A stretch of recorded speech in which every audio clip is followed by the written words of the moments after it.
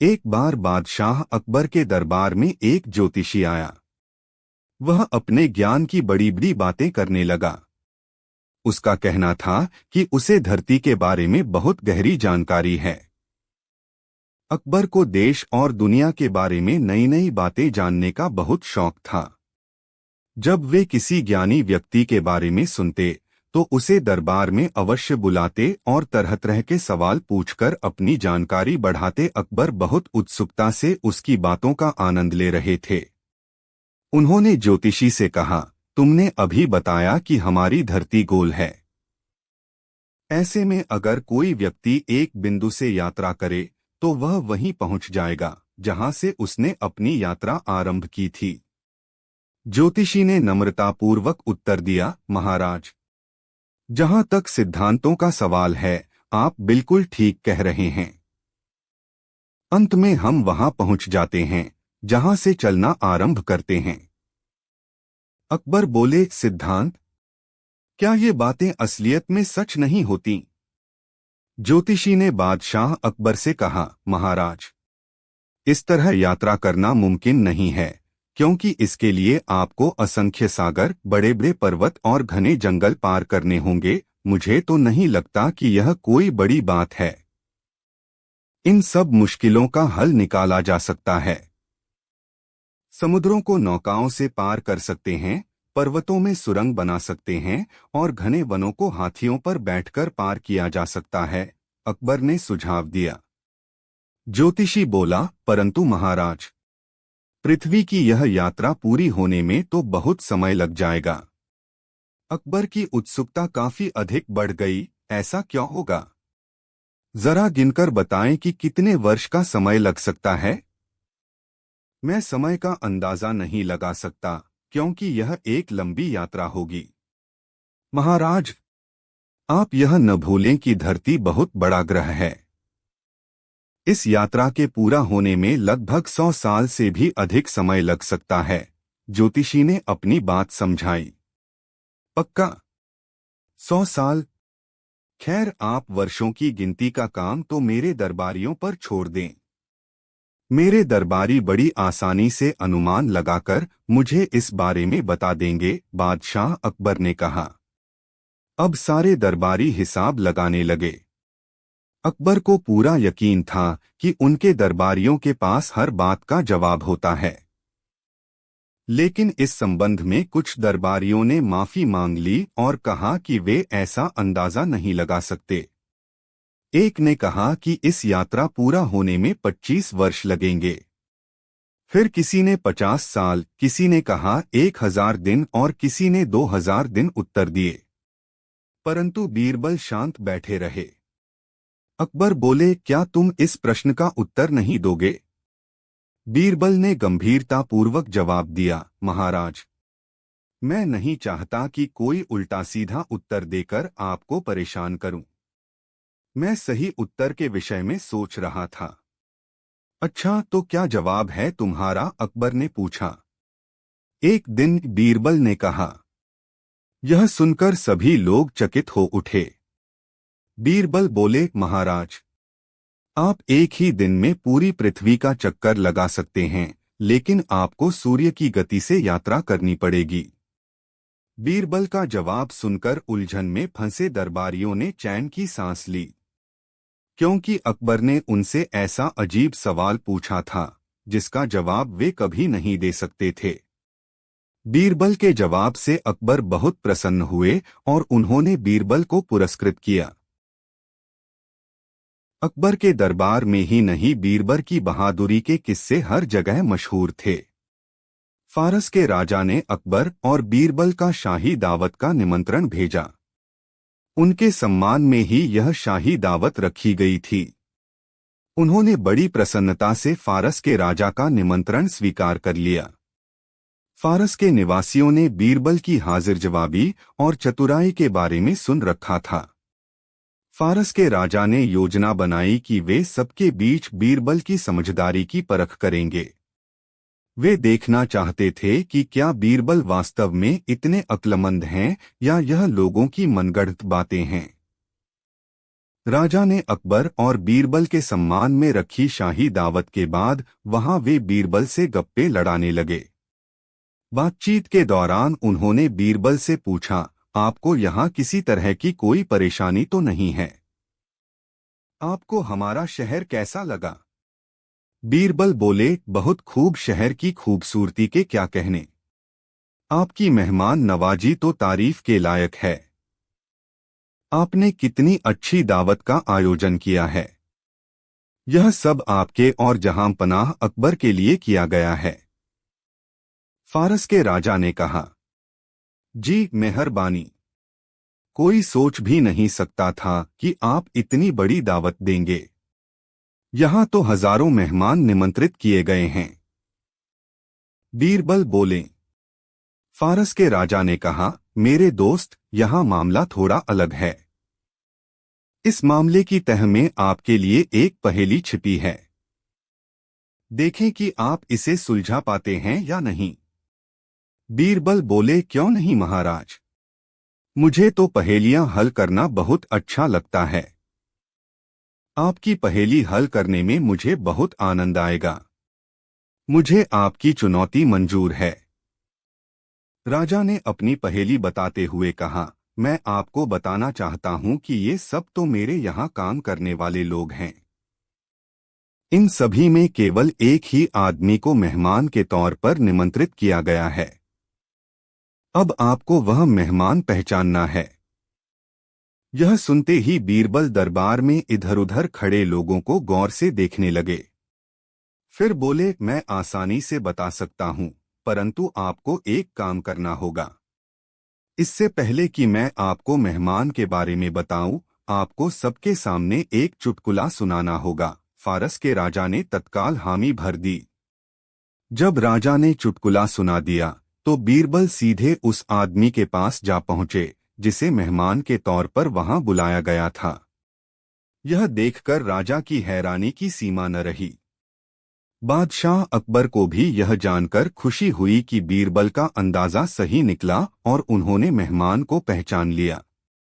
फारस के राजा ने बीरबल से पूछा कि उन्होंने इतना सही अंदाजा कैसे लगा लिया।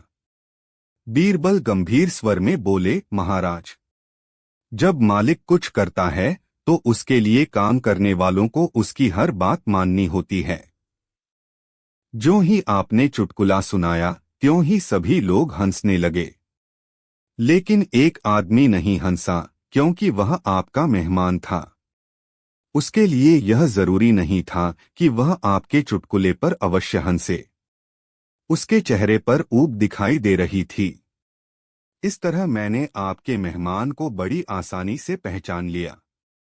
फारस के राजा और उनके सहयोगियों ने भी मान लिया कि बीरबल की समझदारी का कोई मुकाबला नहीं है। उन्होंने बीरबल को बहुत से इनामों के साथ विदा किया। एक बार बादशाह अकबर ने बीरबल और अन्य खास दरबारियों के साथ बैठे खाना खा रहे थे। तभी उनकी नजर अपने दरबारियों की बढ़ती हुई तोंद की ओर गई और उनको मजाक करने की सूझी। उन्होंने कहा, अगर किसी को तरमाल खाने को मिले तो वह अवश्य ही मोटा हो जाएगा। यह सुनते ही दरबारी भांप गए कि बादशाह अकबर का इशारा उनकी तोंद की तरफ है। उधर बीरबल की भी तोंद कुछ समय से थोड़ी निकल आई थी, तो उनको भी बादशाह का यह मजाक कुछ अटपटा सा लगा।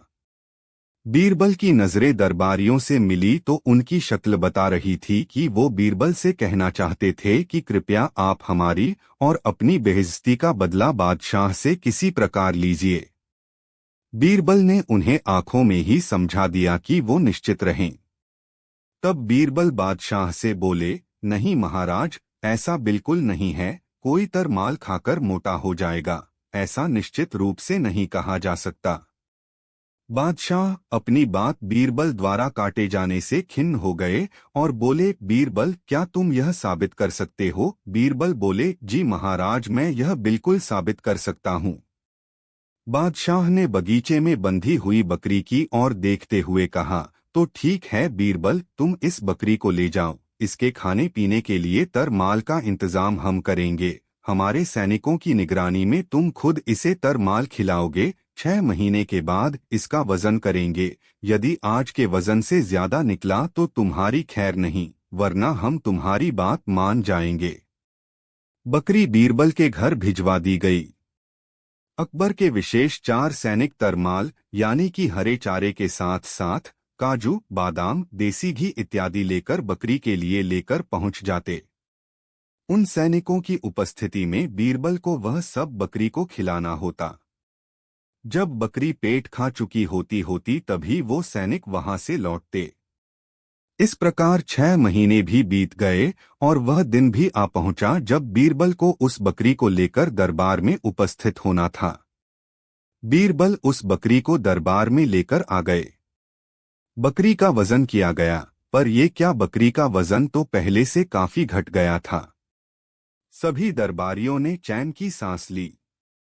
अकबर यह देखकर हैरान थे और बोले, भाई बीरबल, तुम्हें मानना पड़ेगा। आखिर हम हारे तुम जीते, पर यह तो बताओ कि तुमने यह किया कैसे। बीरबल बोले, बहुत सरल था महाराज। जहां आपका मानना था कि तरमाल खाने से किसी की तोंद निकल आती है, वहीं मेरा मानना था सेहत में सुधार केवल बेफिक्री के खाने से ही आता है। आपके सैनिकों के सामने तरमाल खिलने के बाद मैं इस बकरी को चिड़ियाघर में शेर के पिंजरे से बांध आता था। जहां शेर पिंजरे में होने की वजह से इसे खा तो नहीं पाता था, पर इस पर बार बार झपटता रहता था। शेर के बार बार इस पर झपटने से यह सारी रात बिना सोए बहुत डरी सहमी रहती थी, जिसके कारण ये मोटी होने के बजाय दुबली होती गई। अकबर समझ गए कि एक बार फिर बीरबल ने उनको अपनी बुद्धिमत्ता का परिचय दे दिया है। अकबर यह सोच ही रहे थे, तभी बीरबल ने कहा, गुस्ताखी माफ जहांपनाह, पर तोंद तो आपकी भी निकल आई है। बीरबल की बात सुनकर सभी दरबारी मन ही मन मुस्कुराने लगे और बादशाह अकबर कहकहा लगाकर हंसने लगे। बादशाह अकबर अक्सर अपने दरबार में पहेलियां भी बूझते रहते थे और अधिकतर मामलों में बीरबल ही उन पहेलियां को सुलझा पाते थे। ऐसे ही एक दिन बादशाह अकबर ने दरबारियों से इस पहेली का मतलब बताने को कहा। ऊपर ढक्कन नीचे ढक्कन, मध्य 2 खरबूजा, मुंह छुरी से काटे, पही अर्थ तासु नाही दूजा। दरबार में कोई भी इस पहेली को बूझ न पाया। बड़ी बड़ी पहेलियों को चुटकी में ही हल करने वाले बीरबल के लिए भी यह पहेली अनबूझ साबित हुई। बीरबल ने बादशाह अकबर से इस पहेली को हल करने के लिए कुछ दिन का समय मांगा। बादशाह अकबर राजी हो गए और उन्होंने बीरबल को 1 सप्ताह का समय दे दिया। बीरबल पहेली का हल ढूंढने के लिए चल दिया। चलते चलते जब सांझ हो गई तो आराम करने के इरादे से वह एक कुटिया में चला गया, जहां पर एक लड़की खाना बना रही थी। बीरबल ने उस लड़की से पूछा, बेटी क्या कर रही हो? लड़की ने जवाब दिया, माँ को जलाकर बेटी को पका रही हूँ। लड़की के मुंह से यह जवाब सुनकर बीरबल परेशान हो गया। बीरबल ने लड़की से फिर पूछा, तुम्हारी माँ कहाँ है? लड़की ने उत्तर दिया, वह 1 को 2 कर रही है। बीरबल को अभी तक लड़की के कोई भी जवाब का मतलब समझ नहीं आया, परंतु फिर भी बीरबल ने एक और प्रश्न पूछा, अच्छा यह बताओ तुम्हारे पिता कहाँ हैं? लड़की ने अन्य जवाबों की भांति वैसा ही जवाब दिया, वह मिट्टी को मिट्टी से मिलाने गए हैं। बीरबल अब यह अच्छी तरह से समझ गया था कि यह लड़की बहुत ही समझदार और बुद्धिमान है। लड़की की बातों में बीरबल को अपने जवाब नजर आ रहा था। बीरबल को लगा कि लड़की ही उसके प्रश्न का उत्तर दे सकती है। उसी समय लड़की के माता और पिता भी घर आ गए। लड़की के माता पिता ने बीरबल का आदर किया और घर आने का कारण पूछा। बीरबल ने माता पिता को सब कुछ बता दिया और लड़की द्वारा दिए गए जवाबों के उत्तर जानने की इच्छा प्रकट की। लड़की का पिता हंसते हुए बीरबल से बोला, मेरी बेटी बहुत ही समझदार है, मैं आपको आपके प्रश्नों का उत्तर देता हूँ। आपके पहले प्रश्न का उत्तर यह है कि वह अरहर की दाल उसकी लकड़ियों को जलाकर पका रही हैं। आपका दूसरा प्रश्न का उत्तर यह है कि उसकी मां पड़ोस में मूंग की दाल पीसने गई हैं। आपका तीसरा प्रश्न का उत्तर यह है कि मैं किसी के अंतिम संस्कार में गया था। बीरबल को लड़की की बातों और उसकी बुद्धिमानी पर बहुत आश्चर्य हुआ। बीरबल यह जान गया था कि अकबर के द्वारा पूछे गए प्रश्न के उत्तर यह लड़की दे सकती हैं, अतः बीरबल ने वह पहेली लड़की से पूछने का निश्चय किया। बीरबल को लड़की पर पूरा विश्वास था कि वह लड़की इस बात का हल जरूर जानती होगी। जब बीरबल ने उस लड़की से पहले प्रश्न पूछा तो लड़की ने उत्तर दिया, यह धरती और आकाश दो ढक्कन के समान हैं। बीरबल का दूसरा प्रश्न पूछा तो लड़की ने उत्तर दिया, मानव उन खरबूजा की तरह है जो इन दोनों के मध्य और पृथ्वी के ऊपर और आकाश के नीचे रहता है। बीरबल का तीसरा प्रश्न पूछा तो लड़की ने उत्तर दिया, मानव अपना समय पूरा करके मौत को प्राप्त होता है। बीरबल को अपने सभी प्रश्न के उत्तर मिल गए थे। वह वापस खुशी खुशी अपने घर की तरफ चल दिया और दरबार में पहुंचकर बादशाह अकबर को पहेली का उत्तर अर्थ बता दिया। बादशाह अकबर बीरबल के जवाब से बहुत खुश हुए और उन्होंने खुश होकर बीरबल को बहुत सारा इनाम दिया। बीरबल ने वह सारा इनाम उसकी असली हकदार यानी कि उस लड़की के पास भिजवा दिया। एक रोज की बात है कि बादशाह अकबर के दरबार में लंका के राजा का एक दूत आया। उन्होंने बादशाह अकबर से एक नई तरह की मांग करते हुए कहा, आलमपना, आपके दरबार में एक से बढ़कर एक बुद्धिमत्ता, साहस और बहादुर दरबारी मौजूद हैं। हमारे महाराज ने आपके पास मेरे लिए एक घड़ा प्रवचन बुद्धि संदेश भेजा है। आपको पूरा यकीन है कि आप उसकी यात्रा किसी न किसी तरह और जल्दी ही कर देंगे। इससे आश्चर्यचकित होकर बादशाह अकबर चकरा गए। उन्होंने अपने मन में सोचा, क्या बेतुकी मांग है, अच्छे विचारों वाली बुद्धि का अनुष्ठान कैसे किया जा सकता है। मान लीजिए लंका का राजा हमारा मजाक बनाना चाहता है, जहां भी वह सफल हुआ तो। इसी प्रकार बीरबल का ध्यान आया। उन्होंने देखा कि शायद यह कार्य बीरबल के वश का भी न हो, मगर फिर भी उसे पंथ में बुराई ही क्या है। जब बीरबल को बादशाह के बुलावे का कारण पता चला तो वह सोचने लगा, आलमपना, चिंता की कोई बात नहीं, बुद्धि की व्यवस्था होगी, लेकिन इसमें कुछ सप्ताह का वक्त लग सकता है। हजरत अकबर बीरबल की ये बात भी तो क्या बात, बीरबल को मुँह मांगी समय दे दी गई। बीरबल ने उसी दिन शाम को अपने एक खास नौकर को आदेश दिया, छोटे मुंह वाले कुछ मिट्टी के बर्तनों की व्यवस्था करो।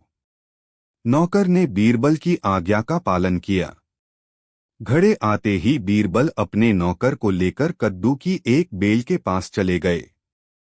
उन्होंने नौकर से एक घड़ा लिया। बीरबल ने घड़े को एक कद्दू के फूल पर नारियल रख दिया। उसके बाद उन्होंने नौकर को आदेश दिया कि बाकी सारे घड़े को भी इसी तरह के कद्दू के फूल पर रख दो। बीरबल ने इस काम के बाद सेवक को उन घोड़ों की देखभाल में सावधानी बरतने की अनुमति दी और खुद को वहीं छोड़ दिया।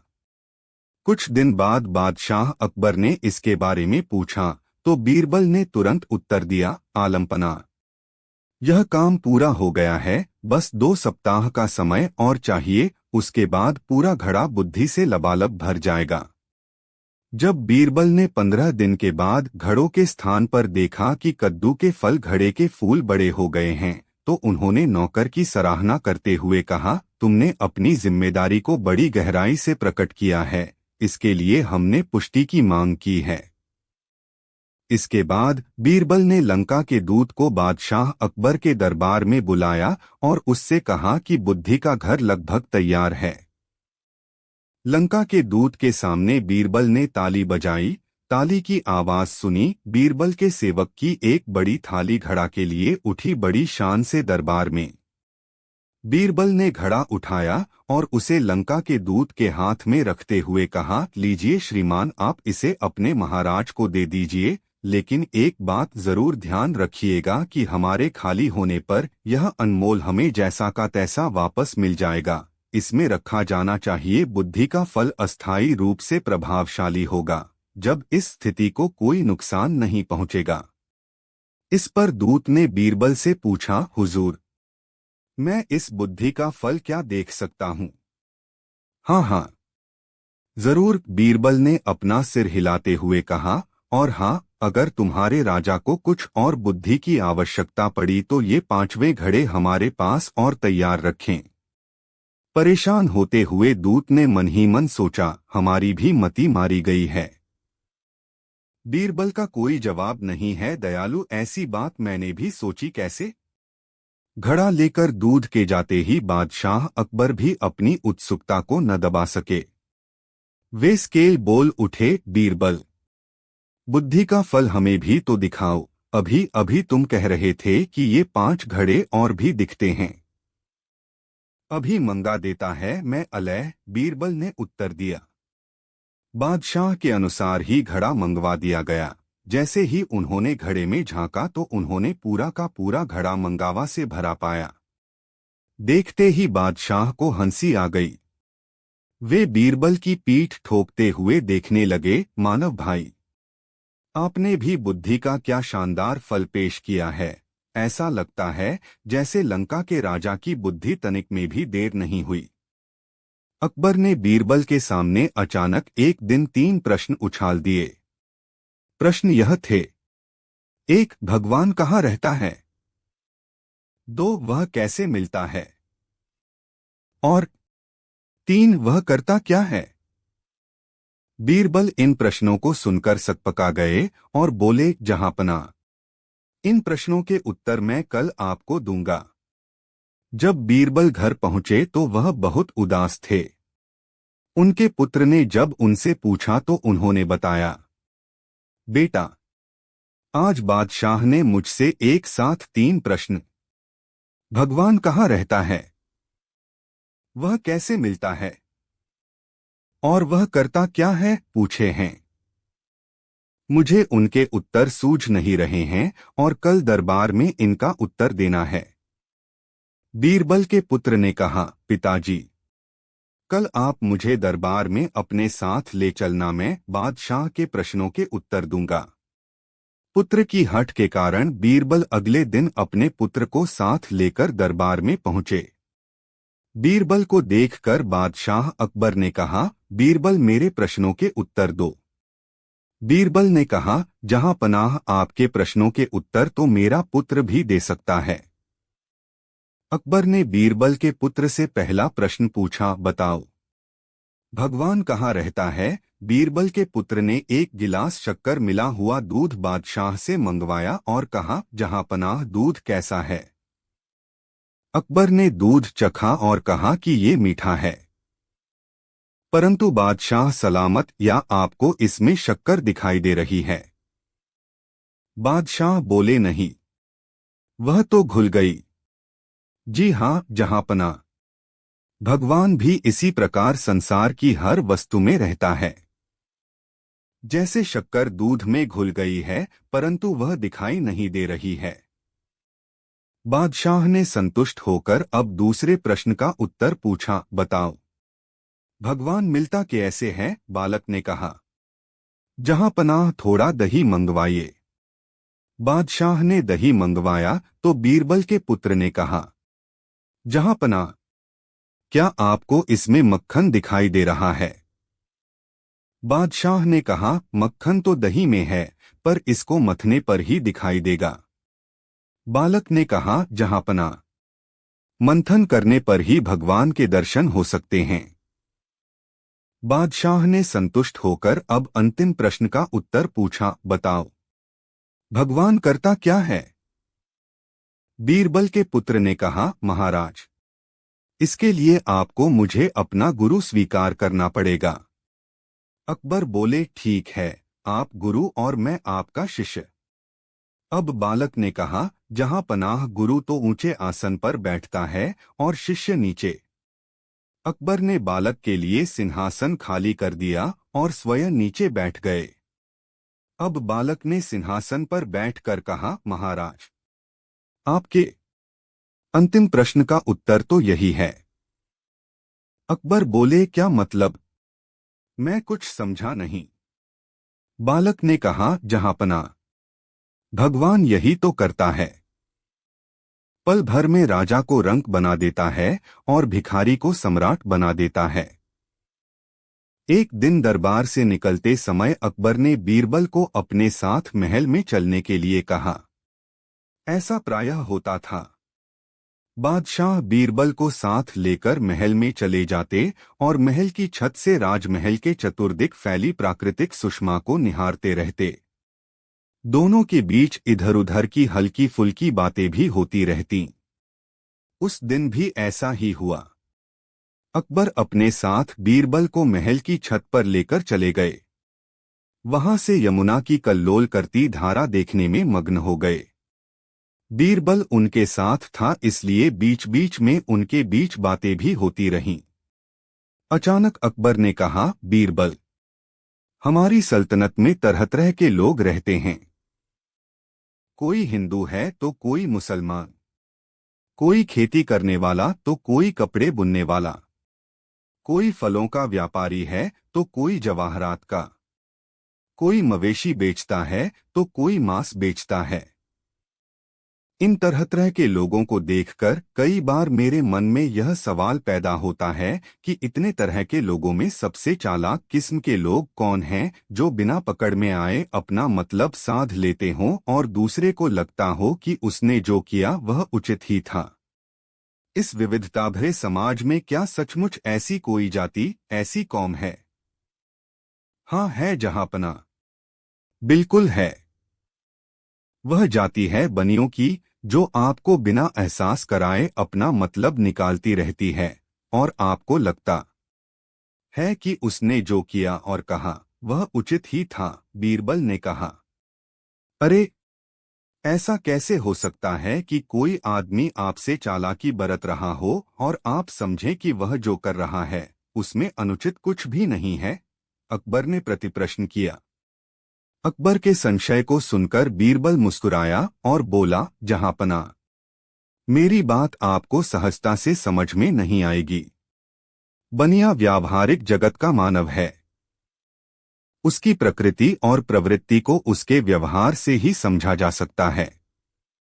आप यदि मुझे इजाजत दें तो मैं बनियों की चालाकी आपको दिखा सकता हूं और महसूस भी करा सकता हूं। हाँ हाँ, क्यों नहीं।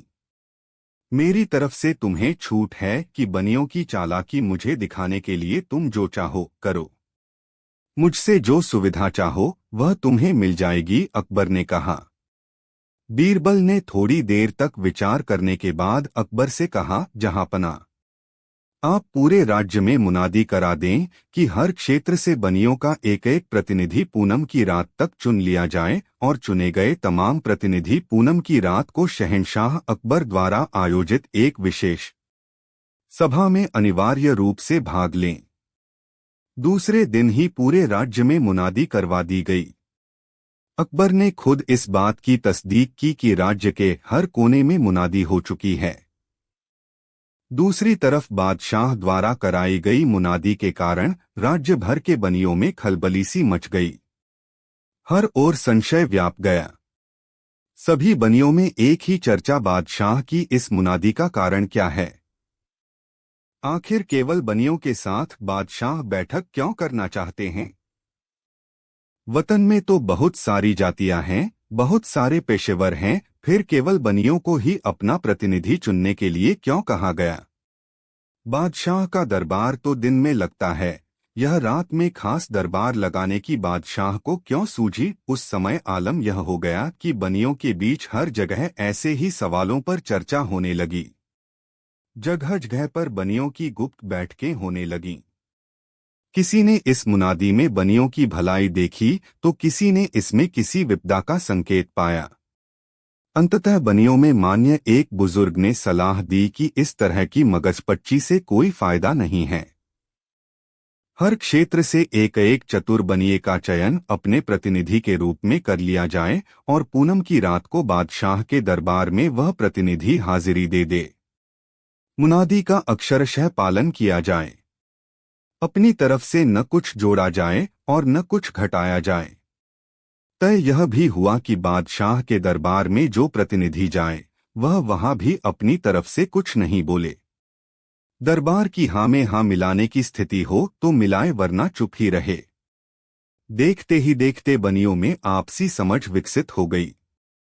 हर क्षेत्र से एक एक बनिया प्रतिनिधि चुन लिया गया। पूनम की रात भी आ गई। अकबर का दरबार लगा। दरबार में बनियों के प्रतिनिधियों के बैठने की व्यवस्था की गई थी। बीरबल को छोड़कर उस दरबार में अन्य किसी भी दरबारी को नहीं बुलाया गया था। अकबर अपने तख्त पर आसीन थे। बनियों के सारे प्रतिनिधि आ चुके थे। बीरबल ने सबसे अंत में एक थाल में उड़द लेकर दरबार में प्रवेश किया। बीरबल वह थाल बारी बारी से बनियों के प्रतिनिधियों को दिखाता हुआ बादशाह के पास पहुंचा और थाल बादशाह अकबर के सामने रखकर बोला, महाप्रतापी बादशाह अकबर के दरबार में बनियों को आज विशेष इज्जत बख्शी जा रही है। अकबर की सल्तनत में यह पहला मौका है कि किसी जाति विशेष के सर्वमान्य प्रतिनिधियों को एक स्थान पर एकत्रित देखा जा रहा है। बादशाह अकबर की समझ है कि बनिया जाति के लोग ही उनके राज्य का भरण पोषण कर रहे हैं। सबकी जरूरतों की पूर्ति के लिए राज्य भर में सामानों के वितरण की व्यवस्था इस जाति के लोग जिस निष्ठा और तत्परता से करते हैं उसकी कोई मिसाल नहीं है। बादशाह अकबर के दरबार में सभी बनिया प्रतिनिधियों का स्वागत है। बीरबल की बातें सुनकर बनिया प्रतिनिधियों ने तालियां बजाईं और फिर एक दूसरे का कंधा दबाकर सतर्क रहने का संकेत दिया। सबसे पीछे बैठे एक बनिए ने अपने पास बैठे बनिए के कान में फुसफुसाकर कहा, सत्ता अपने चकाचौंध और चिकनी चुपड़ी बातों से ऐसे ही लोगों को फांसती है, सावधान रहना। उस बनिए ने अपने पास वाले और फिर पास वाले ने अपने पास वाले के कान में फुसफुसाकर वह पंक्ति दोहरा दी और इस तरह सभी बनियों में यह संदेश आनन फानन में प्रसारित हो गया। बीरबल ने फिर कहना शुरू किया, आप लोग यह जानने के लिए अवश्य उत्सुक होंगे कि बादशाह सलामत ने आप लोगों के लिए विशेष दरबार क्यों लगाया है, और शायद यह भी कि मैंने आप लोगों को एक थाल अनाज क्यों दिखलाया है। दरअसल बादशाह सलामत यह जानना चाहते हैं कि थाल में रखे हुए अनाज को क्या कहते हैं। आप लोग बारी बारी से आए और थाल में रखे हुए अनाज को देखकर बादशाह को उसका नाम बताएं। बनिए चकित रह गए जब बीरबल ने अपनी बात समाप्त की। आखिर थाल में कोई नायाब और अनजाना सा अनाज तो था नहीं। उड़द को दूर से देखकर ही पहचाना जा सकता है। बनियों ने फिर एक दूसरे का कंधा दबाकर एक दूसरे को सतर्क हो जाने का संकेत दिया। उनकी सतर्कता देखकर बीरबल मुस्कुरा रहा था और अकबर सोच रहे थे, अजीब बेवकूफ लोग हैं जो उड़द भी नहीं पहचानते। अभी तक तो सबके मुंह से इस थाल में भरे अनाज का नाम निकल जाना चाहिए था। इन बेवकूफों को बीरबल हमारी सल्तनत की सबसे तेज दिमाग जाति बता रहा था। बनिए बारी बारी से उठने लगे। एक बनिया थाल के पास गया और बादशाह से बोला, जहांपना, देखा तो है पहले भी इस अनाज को, मगर इसका नाम मुझे याद नहीं। दूसरे बनिए ने कहा, मूंग जैसा लगता है पर मूंग नहीं है। तीसरे ने कहा, यह अनाज तो दहलन है, दाल बनाने के काम आता है। उत्तर के किसान इसे उगाते हैं मगर नाम मुझे मालूम नहीं। चौथे ने कहा, पहचानता तो हूं मगर नाम भूल गया। इस तरह सारे बनिए उड़द देखकर लौट आए मगर किसी ने नहीं कहा कि वह उड़द है। अकबर यह माजरा देखकर चकित हो गए और आवेश में कहा, अरे बेवकूफो, तुम लोग उड़द भी नहीं पहचानते। दो चार बनियों ने संवेद स्वर से कहा, जी हां जहांपना, वही है वही है। बीरबल ने तुरंत पूछा, वही है भी है, क्या कह रहे हो? इस अनाज का नाम बताओ। बनियों ने संवेद स्वरों में कहा, अभी अभी आलमपनाह ने जो कहा भी नाम है।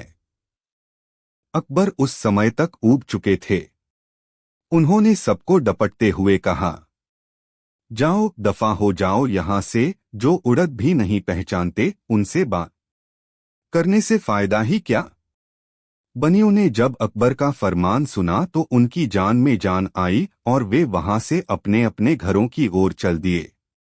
उनके जाने के बाद अकबर ने बीरबल से पूछा, बीरबल, तुम अब भी समझते हो कि बनिए चालाक होते हैं? बीरबल ने हंसते हुए कहा, जी हाँ जहांपना। आपने देखा किसी भी बनिए ने उड़द की पहचान नहीं की। उड़द कोई ऐसा अनाज नहीं जिसे ये लोग नहीं पहचानते थे। दरअसल उनकी समझ में यह नहीं आ रहा था कि उड़द की पहचान के लिए बादशाह ने इतनी आडंबरपूर्ण तैयारी क्यों करवाई, और उन्हें संदेह था कि बिना बादशाह की मंशा जाने उड़द की पहचान करने से लेने के देने भी पड़ सकते हैं। इसलिए वे आपस में एकमत हो गए थे कि कोई भी व्यक्ति उड़द को उड़द नहीं कहेगा, और अंत तक उनकी यह सहमति बनी रही। यही चालाकी और सहमति इस जाति की ताकत है। आपने देखा होगा, जब किसी चीज की बाजार में कमी होने लगती है तब ये लोग उसकी मनमानी कीमत वसूलते हैं, भले ही उस पर उनकी लागत 2 पैसे भी नहीं आई हो। अकबर ने सिर हिलाते हुए कहा, तो तुम यह कहना चाहते हो कि समय का लाभ लेने वाली जाति है बनिया? जी हाँ जहांपना, आपने ठीक समझा। इतना कहकर बीरबल हंसने लगा। एक दिन शाही दरबार में उन्होंने बीरबल से कहा, बीरबल, मैं चाहता हूं कि आप अपनी काल्पनिक शक्ति का प्रयोग कर एक ऐसी तस्वीर बनाओ जिसे देखकर मैं खुश हो जाऊं। बीरबल को चित्रकारी नहीं आती थी। उसने अकबर से कहा, हुजूर, मैं तो आपका मंत्री हूं, मैं चित्र कैसे बना सकता हूं? मुझे तो चित्रकारी आती ही नहीं है। बीरबल ने अकबर को नाराज होते हुए जवाब दिया, मैं कुछ नहीं चाहता। हर हाल में मेरा हुक्म फेल होगा। अगर 1 हफ्ते के अंदर तुम अपनी कल्पना शक्ति का प्रयोग कर चित्र नहीं लाए तो फांसी पर लटका दिया जाएगा। मरता क्या नहीं करता। बीरबल को अकबर का हुक्म फेल ही हुआ। वह घर लौट आई और देखने लगी कि कैसे अपनी जान बचाई जाए।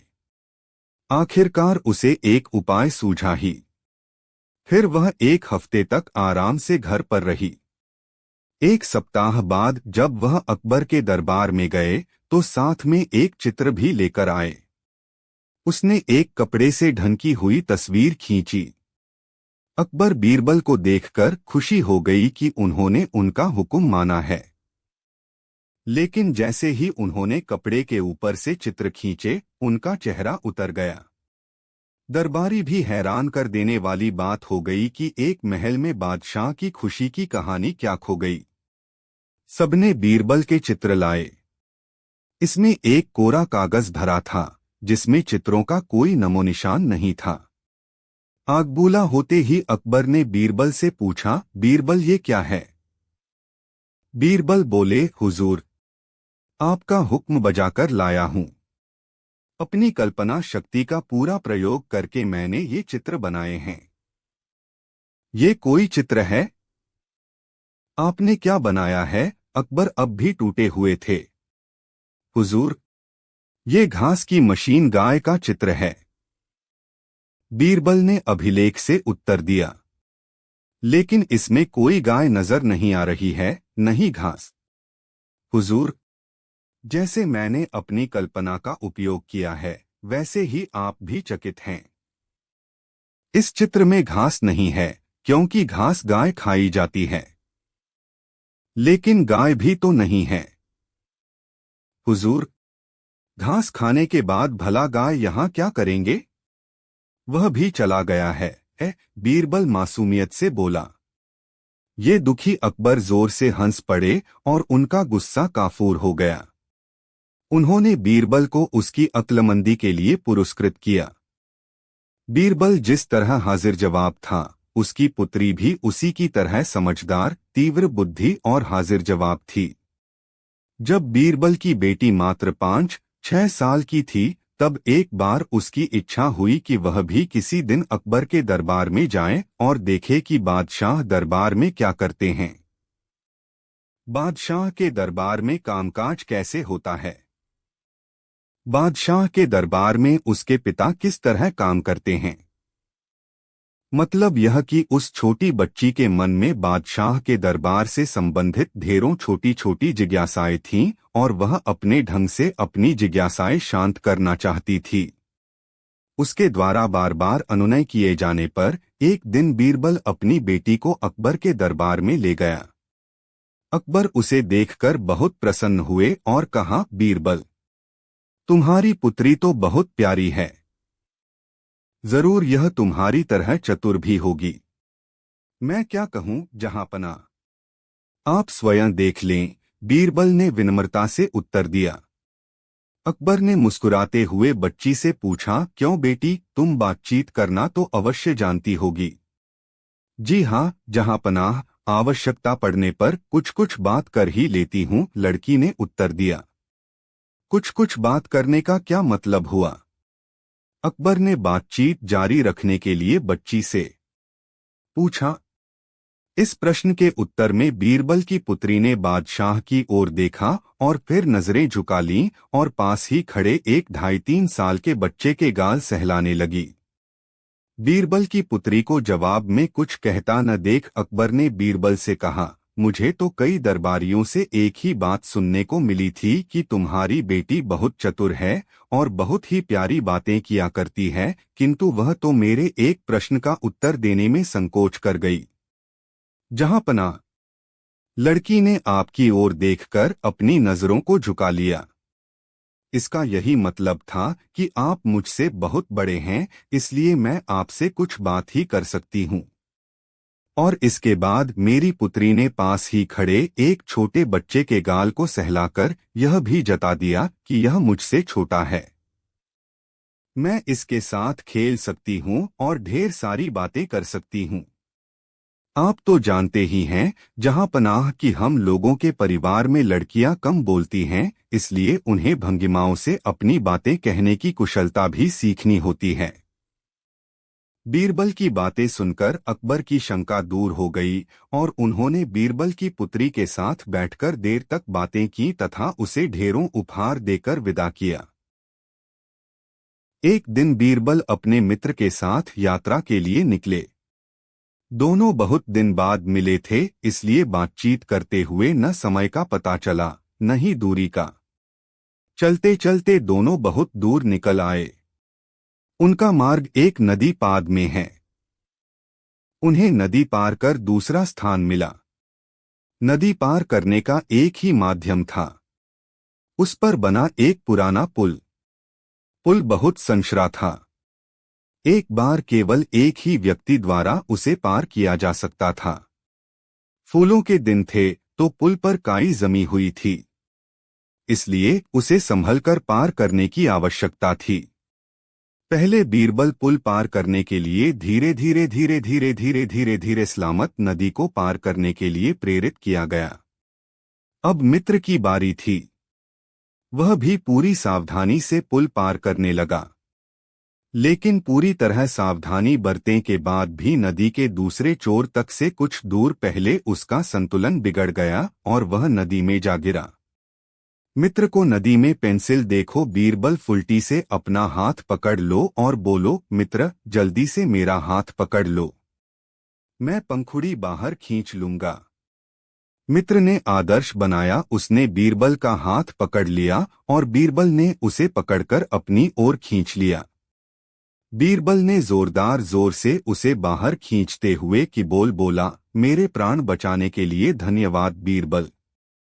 मैं प्रतिज्ञा देता हूँ कि इसके लिए मैं एक बड़ी धन राशि पुरस्कार स्वरूप प्रतिज्ञा लेता हूँ। यह कहावत थी कि बीरबल बे ने कहा धन्यवाद और दोस्त का हाथ छोड़ दिया। दोस्त फिर से पानी में गिर गया, लेकिन वह तब तक लगभग किनारे तक पहुंच चुका था। कठिन संकट कर वह नदी के बाहर आ गया। बाहरी रूप से ही उसने बीरबल से पूछा, क्यों? मेरे साथ ऐसा क्यों? मेरा हाथ अचानक क्यों छूट गया? अपना पुरस्कार लेने के लिए बीरबल तपाक से बोला, पुरस्कार? लेकिन वह तो मुझे हथियार नदी से बाहर के दौरे के बाद देता है। तुम मेरे लिए सुरक्षित बाहर की प्रतीक्षा करो। मित्र बोला, तुम भी मुझे पुरस्कार की बात देखने से पहले पानी से बाहर जाने की प्रतीक्षा कर लेना मित्रक, बीरबल ने शांत भाव से उत्तर दिया।